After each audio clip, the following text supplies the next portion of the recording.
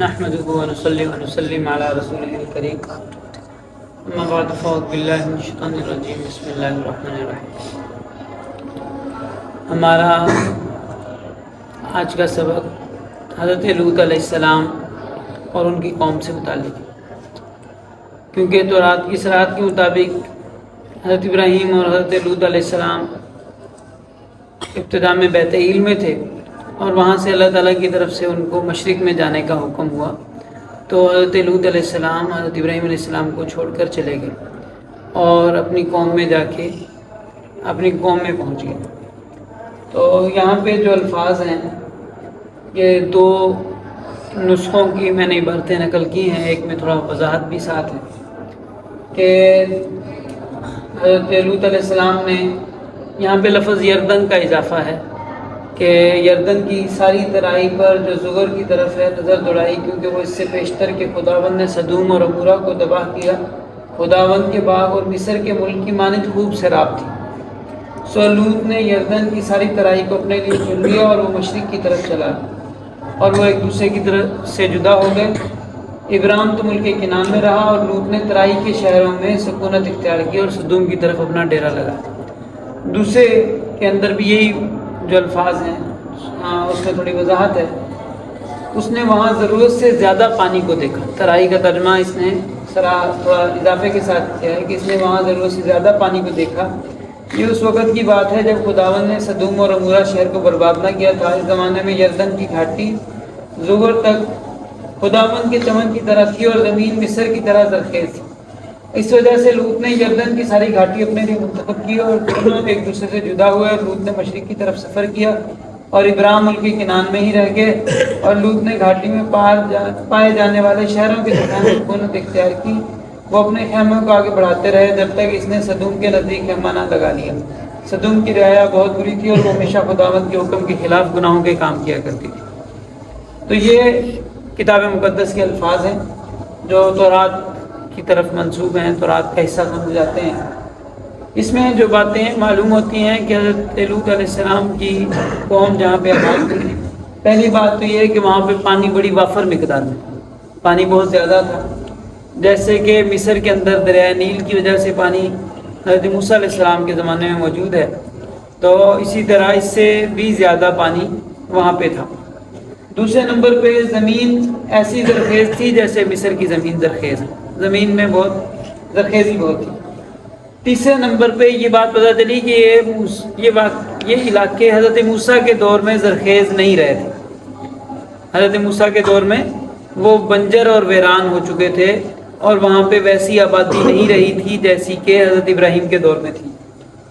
Number 4، یہ علاقے بیت ایل سے یعنی بیت اللہ سے مشرق میں واقع ہے۔ ٹھیک ہے، ان چاروں واقعات کی بنیاد، چاروں باتوں کی بنیاد پہ ہمارا اندازہ یہ ہے کہ یہ ممکنہ طور پہ یہ موہنجو دڑو اور ہڑپن سویلائزیشن جو ہے یہ ہو سکتی ہے۔ اب ان کا کہنا یہ ہے کہ یہ علاقے کون سے ہیں؟ سدوم اور عمورہ کی جو بستیاں تھیں وہ موجودہ بحر مردار میں تھیں۔ کس میں تھیں؟ بحر مردار میں تھیں، اور ان کے بقول کہ یہ بستیاں آسمانوں تک اٹھائی گئیں اور وہاں سے پلٹ دی گئیں۔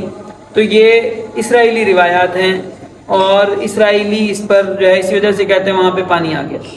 لیکن موجودہ جو ثبوت ہمارے پاس موجود ہیں ان کی بنیاد پہ آرٹیفیشل انٹیلیجنس سے سوال کیا گیا کہ کیا 2000 قبل مسیح میں وہاں پر زندگی موجود تھی، انسان موجود تھے، جاندار موجود تھے وہاں پہ، کیا یہ ممکن ہے کہ وہاں پہ موجود ہوں؟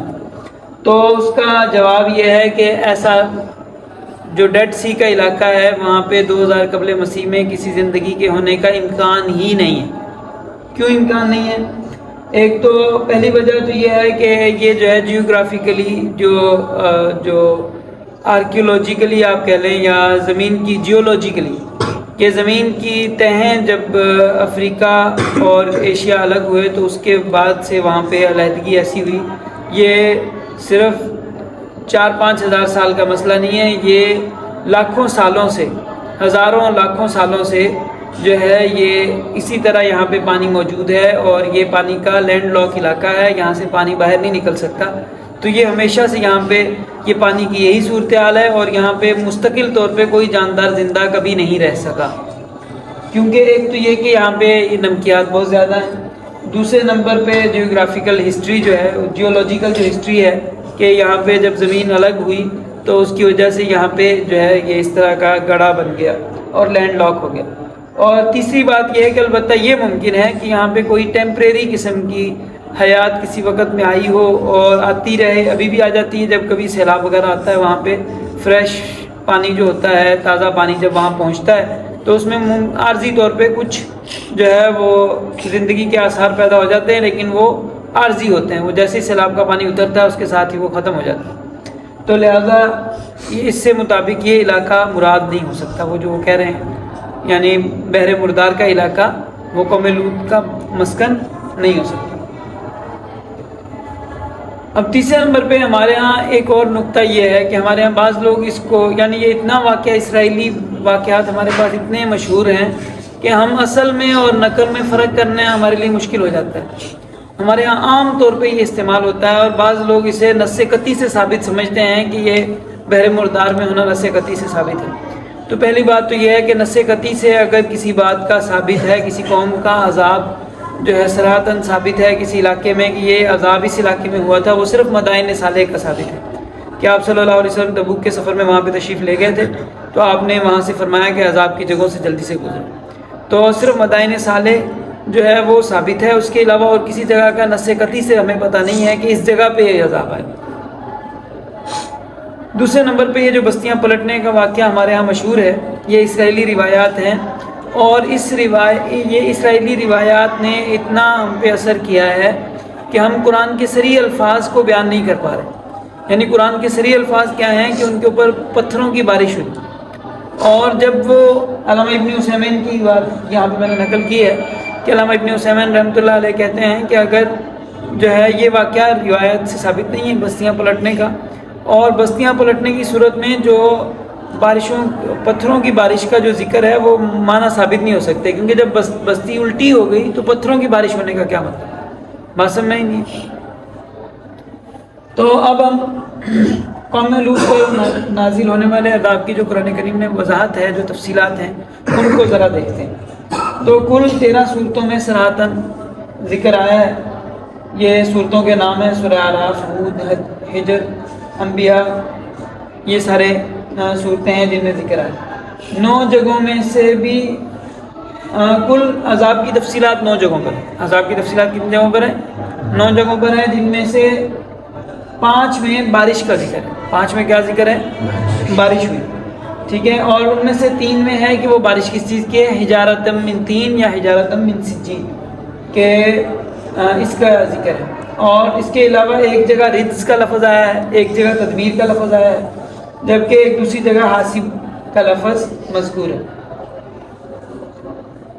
تو حجارۃ من سجیل سے کیا مراد ہے؟ اس میں عام طور پر مفسرین کا خیال یہ ہے کہ سب سے پہلے تو سجیل کے بارے میں حضرت عبداللہ بن عباس نے ان کا قول مروی ہے کہ سجیل سنگ گل سے معرب ہے، یعنی عجمی لفظ، فارسی لفظ سنگ گل یعنی مٹی کا پتھر، اس سے عربی میں آیا ہے اور یہ سجیل بنا ہے۔ اور اس کے بارے میں مفسرین کا عام طور پہ خیال یہ ہے کہ یہ اس پتھر کو کہا جاتا ہے۔ یہ لفظ 2 جگہ پہ استعمال ہوا ہے، ایک اصحاب فیل کے لیے بھی یہ استعمال ہوا ہے اور ان کے لیے بھی یہ استعمال ہوا ہے۔ تو بظاہر اس کے بارے میں مفسرین کا خیال یہ ہے کہ یہ اس مٹی کے پتھر کو کہا جاتا ہے جو آگ پر پکا ہوا ہو، اور خاص طور پہ ابابیل کا جو واقعہ ہے اس میں خیال یہ کیا جاتا ہے کہ کسی لاوے والی جگہ پہ جہاں پہ پہاڑ میں سے لاوا نکلا ہو تو وہاں پہ جو زمین ہوگی اس کے پاس وہ سجیل بن جاتی ہے، یعنی مٹی آگ سے پکنے کے بعد کنکر بن جاتی ہے، وہاں سے انہوں نے وہ کنکریاں اٹھائی ہوں گی۔ تو اسی طرح یہ اس کے بارے میں بھی اب یہ قوم لوط کے بارے میں جو الفاظ آئے ہیں تو وہ کیا ہیں؟ سجیل کے ہیں کہ مٹی کا پتھر جو کہ آگ پہ پکایا گیا۔ اور ہمارے ہاں جو اینٹ استعمال ہوتی ہے، خاص طور پہ جو موئن جو دڑوں میں استعمال ہوئی ہے، وہ اینٹ یہی مٹی کی اینٹ ہے جو کہ آگ پہ پکائی گئی ہے۔ دوسرا لفظ اس کے ساتھ استعمال ہوا ہے منضود، سجیل منضود، تہ بتہ۔ تو جو جب اینٹ کی چنائی ہوتی ہے تو وہ تہ بتہ ویسے ہی ہوتی ہے۔ تو یہ اس سے بھی جو ہے وہ اندازہ ہوتا ہے کہ یہ قوم ہو سکتی ہے۔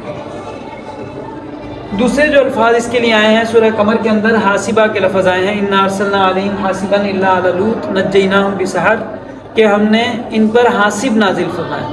حاسب کسے کہتے ہیں؟ حاسب جو ہے لغت کی کتابوں میں اس کے معنی یہ لکھا گیا ہے کہ ایسی طاقتور ہوا جو چھوٹے بڑے پتھر اکھاڑ دے۔ محیط فی اللغہ میں ایسی ہوا قرار دی ہے جو مٹی والی ہو اور برف اور اولے اٹھائے، جبکہ لسان العرب میں حسب کے معنی ہے پتھر اور کنکریاں قرار دی ہیں۔ اس سے مراد پتھر اور کنکری مارنا بھی لیا اور پتھر مارنے والی ہوا بھی مراد لی ہے۔ تو اب ہوا یعنی ایسی تیز ہوا ہے کہ جو پتھر اٹھا کے مارتی ہے، تو موہنجو دڑو میں ہو سکتا ہے کہ ایسی تیز اللہ نے ہوا بھیجی ہو جس ہوا کی وجہ سے وہ ان کی جو دیواریں ہیں، چھتیں ہیں، وہ اڑ اڑ کے وہاں پہ لوگوں کو لگی۔ اور دوسرا جگہ پہ لفظ ہے انا منزلون علی اہل هذه القرية رجزا من السماء بما كانوا یفسقون، تو رجز کا لفظ ہے، اور رجز سورہ عنکبوت میں استعمال کیا گیا۔ رجز کی تشریح لسان العرب میں متواتر آواز سے کی گئی ہے، یعنی ایسی آواز کہ جس سے جو زوردار اور گرجدار آواز ہو۔ تو اگر اینٹیں اڑ اڑ کے لگ رہی ہیں، تو اینٹیں اگر گر رہی ہیں اور دیواریں گر رہی ہیں، چھتیں گر رہی ہیں، تو اس میں رجز کے معنی پڑیں گے۔ اور اسی طرح ایک اور معنی اس کا یہ بھی کیا گیا ہے کہ ایسی آواز کہ جس سے زمین ہلنے لگ جائے۔ تو اب خاص طور پہ جب جو ہے وہ ہوا اتنی تیز چل رہی ہے، اینٹیں اڑ اڑ کے گر رہی ہیں، چھتیں گر رہی ہیں، تو زمین پہ لرزہ بھی طاری ہونا ایک نارمل چیز ہے۔ اور اسی طرح دمرنا الآخرین کے لفظ بھی ہیں۔ دوسری جگہ پہ بھی تدمیر کا لفظ بھی اس کے لیے استعمال ہوا ہے، دو جگہوں پہ تدمیر کا لفظ استعمال ہوا ہے، سورہ صافات اور سورہ شعراء میں۔ تو دمرہ کے معنی نہایہ فی غریب الحدیث والاثر میں لمبی تفصیل کے بعد یہ ذکر کیا گیا ہے کہ جو چیز دفن ہو جائے، جو علاقہ دفن ہو جائے، جو چیز دفن ہو جائے، اسے بھی دمرہ کہتے ہیں۔ ٹھیک ہے، سیلاب سے پھیل گیا اور اس نے جگہ کو ختم کر دیا، تباہ کر دیا، اسے بھی دمرہ کہتے ہیں۔ اور اسی طرح مکان اور جگہ دفن ہو جائے اور اس کے نشانات باقی نہ رہیں تو اس کو بھی دمرہ کہتے ہیں۔ تو یہ چونکہ یہ علاقے دفن ہوئے تھے اور بعد میں کھدائی کر کے نکالے گئے ہیں، تو دمرہ کے معنی بھی یہاں پہ پائے جا رہے ہیں۔ اب ان تمام الفاظ کو اگر جمع کریں تو اس سے ایسی صورت بنتی ہے کہ ایسی تیز ہوا کا عذاب آیا جو بڑے پتھر اٹھا کر مار رہی تھی، جس وجہ سے شدید آواز پیدا ہو رہی تھی، گویا کہ پتھروں کی بارش ان پر ہو رہی تھی، اور بالآخر نتیجتاً وہ زمین میں دھنس گئے یا دفن ہو گئے۔ اب یہاں پہ جو اس علاقے میں جو لوگ آباد ہیں وہ ہندو ہیں، اور یہاں پہ جو شروع سے موجود ہیں وہ ہندو ہیں۔ تو اگر ہندو لٹریچر میں دیکھیں کہ ظاہری بات ہے کہ یہاں پہ بھی کچھ ذکر ہونا چاہیے اس کا، کہ اگر یہاں پہ عذاب آیا ہے، یہاں کے لوگ آباد ہیں، تو ان کو کچھ نہ کچھ پتہ ہونا چاہیے۔ تو اور اس بارے میں اب یہ ہندو لٹریچر میں عام طور پہ وہ ایک کہانی آلریڈی یہاں پہ فٹ کرنے کی کوشش کر رہے ہیں، اور وہ ہے ان کا اندرا اور وترا کی کہانی۔ ان کے اس میں دیومالائی کہانیاں ہیں، خاص طور پہ اس میں بعد میں یونانیوں نے جب آ کے انہوں نے جو میسوپوٹامیا کے لوگ تھے انہوں نے جب آ کے یہاں پہ قبضہ کیا اور یہاں کے لوگوں کو سورج چاند دیوتاؤں کے چکروں میں ڈالا، تو انہوں نے یعنی یہ تصور ان کو دیا کہ انسان جو ہے وہ انسان کو یہ خدا مانتے ہیں، خدا کو یہ انسان مانتے ہیں۔ انسان جو ہے وہ خدا کی اس میں بن جاتا ہے، خدا کا اوتار بن جاتا ہے، اور خدا جو ہے وہ انسان بن جاتا ہے۔ ان کے ہاں اللہ تعالیٰ رحم کرے، اللہ سمجھ عطا فرمائے۔ تو بہرحال ان کے ہاں اندرا جو ہے وہ خداؤں کا خدا ہے، لیکن وہ انسان ہے، اور وہ باقاعدہ اس کی جو ہے وہ ولادت ہوئی ہے۔ اور وترا جو ہے ایک بیماری ہے، ایک برائی ہے جو اس وقت دنیا پہ قبضہ پا چکی تھی، اور دنیا کے پانیوں پہ اس نے قبضہ کر لیا تھا۔ کیا کر لیا تھا؟ دنیا کے پانیوں پہ قبضہ کر لیا تھا، جس کی وجہ سے دنیا کی زرخیزی ختم ہو گئی۔ تو اب اس کے الفاظ اگر دیکھیں تو جو اس کو بیان کرنے کے لیے جو الفاظ استعمال کیے جا رہے ہیں وہ یہ ہے کہ اس کے وترا کے لفظی معنی جو ہے وہ obstacle ہے یا کور ہے، یعنی غلاف یا رکاوٹ، اور اس کا معنی یہ لکھا ہے ان ریفرنس آف ہم ہولڈنگ بیک دا واٹرز، کہ پانیوں کو پیچھے لے رہا تھا، جو دریاؤں کا پانی تھا وہ پیچھے لے رہا تھا۔ تو دنیا بانجھ ہو گئی، یعنی مطلب یہ کہ وہاں پہ جو نسل کی اس کے اگر یعنی وہ معنی لیے جائیں، قوم لوط کے معنی لیے جائیں، تو جو ہے انسانی آبادی ختم ہونے لگ گئی، انسان بچے پیدا کرنا چھوڑ دیے بچوں اور جو ہے اس برائی کے اندر مبتلا ہو گئے. تو وطرہ جو ہے انسانیت کے لیے خطرہ بتایا گیا کہ وطرہ جو تھا اتنا بڑا وہ ولن تھا کہ جو ہے ساری انسانیت کے خطرہ تھا. سارے پانیوں کو اس نے قبضہ کر لیا تھا اور دنیا میں جو ہے وہ زرخیزی ختم کر دی تھی اور دنیا میں جو ہے انسان معدوم ہونے کا خطرہ تھا. تو جس کی وجہ سے اندرا نے جو ہے اس کو تباہ کر دیا اور اس نے تباہ کرنے کے لیے جو چیز استعمال کی اسے وہ کڑک اور جو ہے وہ بجلی کی چمک اور کڑک تھی کہ اس کو استعمال کر کے جو ہے اس نے اس کو تباہ کر دیا. تو اور اندرا نے جو ہے وہ باقاعدہ لڑائی کی اور جو ہے اس کے 99 قلعے تھے اور ان کو ایک ہی جھٹکے میں اس نے 99 کے 99 قلعوں کو تباہ کر دیا. تو اس سے ہندو آج کل استدلال کر رہے ہیں کہ ممکن ہے کہ اس وقت جوہری توانائی جو ایٹمی جو طاقت ہے وہ ان کے پاس جو ہے اندرا کے پاس موجود تھی اور اس نے جوہری توانائی کو استعمال کرتے ہوئے جو ہے ایک پلک جھپکنے میں سارے وہ کر دیے. تو اگر اندرا جو ہے ان کی اصل کہانی میں خدا کے لیے ہی لفظ ہے تو اللہ سبحانہ و تعالیٰ کے لیے کیا مشکل ہے کہ اللہ سبحانہ و تعالیٰ ایک جھٹکے میں ساروں کو تباہ کر دیں. ان کے ہاں یہ باقاعدہ جو ہے ہر ایک چیز کو باقاعدہ وہ یہودیوں کی طرح جیسے یہودیوں نے اپنے ابا سے لڑائی کروائی اس طرح ان کے ہاں بھی پہلے وطرہ نے جو ہے وہ مارا اندرا کو اور اندرا کا دو جبڑے توڑ دیے اور پھر اس کے بعد اندرا نے جو ہے جب جوابی وار کیا تو سارے 99 قلعے اس کے ایک دفعہ میں توڑ دیے. تو اب یہ بہرحال ویسے تو یہ کہانی ہے, اب ان کی دیومالائی کہانیاں ہیں ان کے اوپر یقین نہیں کیا جا سکتا, لیکن یہ اس کے قریب قریب ہے جو قوم لوط کے بارے میں جو عذاب کی جو صورتحال بن رہی ہے اس کے قریب قریب صورتحال ہے اور یہ الفاظ بھی اس کے قریب قریب ملتے جلتے ہیں. اس کے علاوہ اب یہ جو ہے اصل میں جب بھی کسی آرکیولوجیکلی جب کسی جگہ کو دیکھتے ہیں کہ وہ جگہ تباہ ہوئی ہے تو اس میں عام طور پہ ایک جو فطری طور پہ جو کسی جگہ سے آبادی ختم ہونے کی وجوہات ہیں ان کو دیکھا جاتا ہے. وہ فطری طور پہ وجوہات کیا ہوتی ہیں کہ کسی جگہ سیلاب آ جائے تو وہ جگہ تباہ ہو جاتی ہے, یا اسی طرح جو ہے وہاں پہ کوئی طاعون کی بیماری آ جائے وہاں پہ پھر تباہ ہو جاتی ہے, پانی آنا ختم ہو جائے لوگ آہستہ آہستہ ہجرت کر جائیں اس وجہ سے لوگ ختم ہو جاتی ہیں. لیکن یہ ساری باتیں یہاں پہ نہیں مل رہی.